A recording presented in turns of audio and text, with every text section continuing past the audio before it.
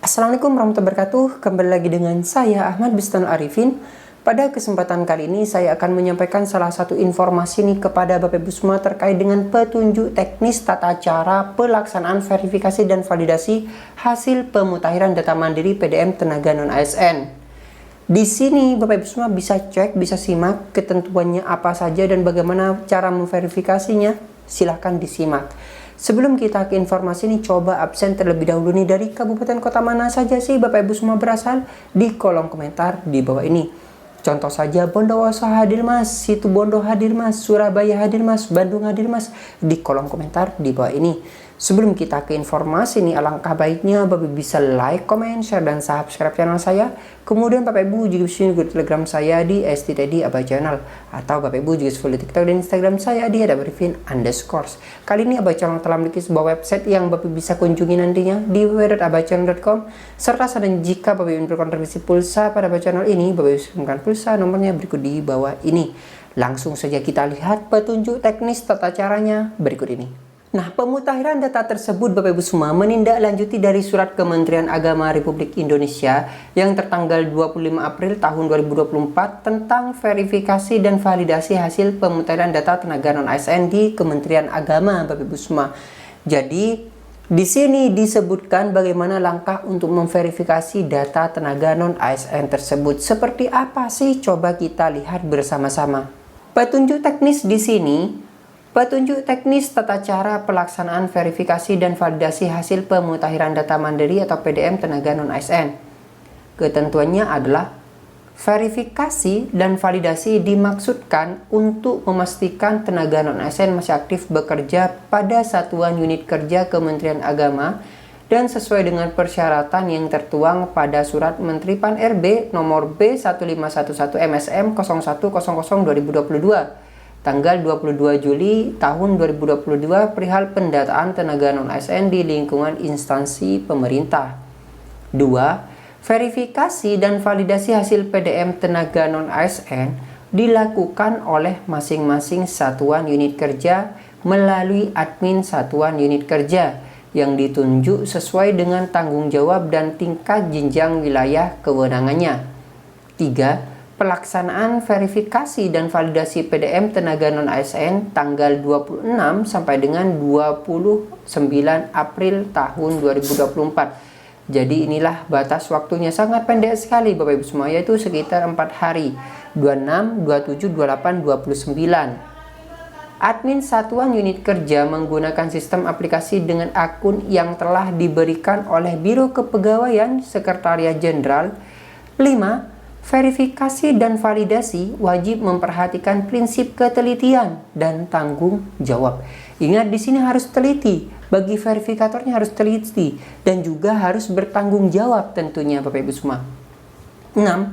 Hasil verifikasi dan validasi PDM tenaga non-ASN wajib dituangkan ke dalam SPTJM yang ditandatangani bermaterai oleh pimpinan satuan pendidikan. 7. Hasil verifikasi dan validasi PDM tenaga non-ASN menjadi pertimbangan penetapan alokasi rincian formasi Kementerian Agama. Jadi inilah yang sangat penting. Dari hasil verifikasi dan validasi ini menjadi hal untuk penentu honorer bisa diangkat menjadi P3K. Oleh sebab itu harus berhati-hati nih bagi tim verifikator yang ada di lingkungan saudara semua. Nah, langkah verifikasi dan validasinya Bapak Ibu semua sekarang. Yang pertama, admin satuan unit kerja login ke sistem aplikasi dengan menggunakan akun yang telah diberikan oleh Biro Kepegawaian Sekretariat Jenderal. 2. Data yang akan diverifikasi dan validasi oleh admin satuan unit kerja terdapat pada menu data non-ASN.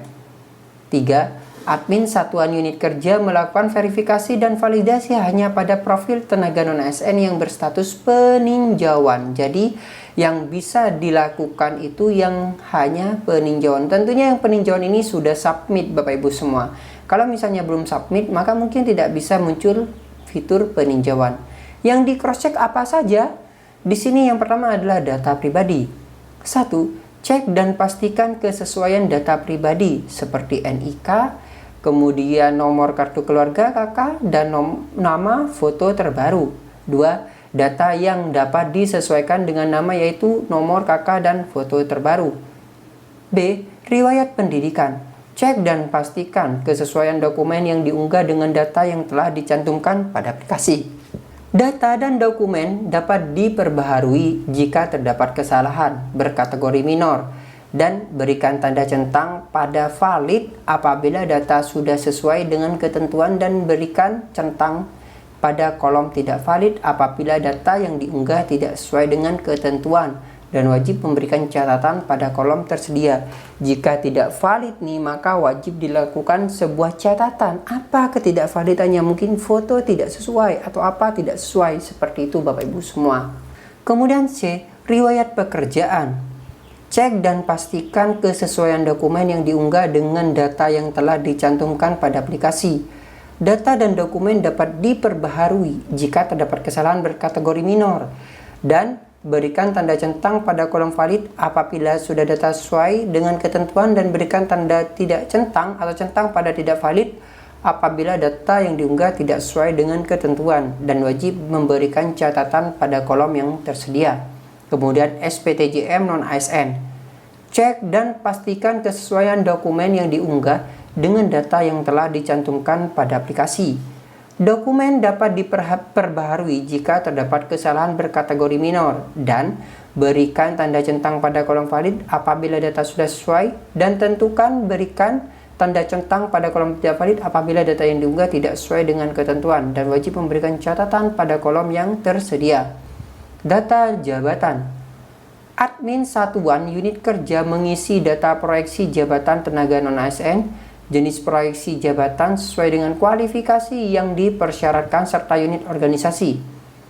Pengisian proyeksi jabatan diperbarui oleh admin satuan unit kerja sesuai dengan ketentuan Keputusan Menteri Pan-RB nomor 173 tahun 2024 sebagai referensi kualifikasi pendidikan yang dipersyaratkan sesuai dengan Keputusan Menteri nomor 11 tahun 2024. Dan pada resum di sini, admin satuan unit kerja dapat melihat kembali data dan dokumen yang telah diverifikasi dan validasi dengan status valid atau tidak valid.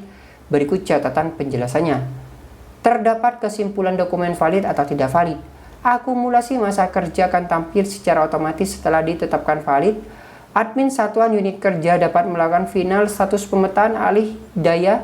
Status alih daya diperuntukkan bagi pengemudi, tenaga kebersihan, dan satuan pengamanan sesuai dengan Surat Menteri Pan-RB nomor B185 MSM 0203/2022 yang tertanggal 31 Mei tahun 2022. Perihal status kepegawaian di lingkungan instansi pusat dan daerah. 5. Admin satuan unit kerja dapat melakukan simpan apabila resum tersebut telah sesuai dengan ketentuan yang menandakan bahwa verifikasi dan validasi PDM tenaga non-ASN telah berhasil dilaksanakan. Kemudian kategori kesalahannya Bapak Ibu semua, di sini jika minor artinya pengetikannya secara typo seperti nama tanggal, dokumen diunggah tidak terbaca, kesalahan pada unggah dokumen, foto diunggah dengan posisi yang tidak sesuai, dokumen yang diunggah tertukar atau terbalik, ijazah fotokopi.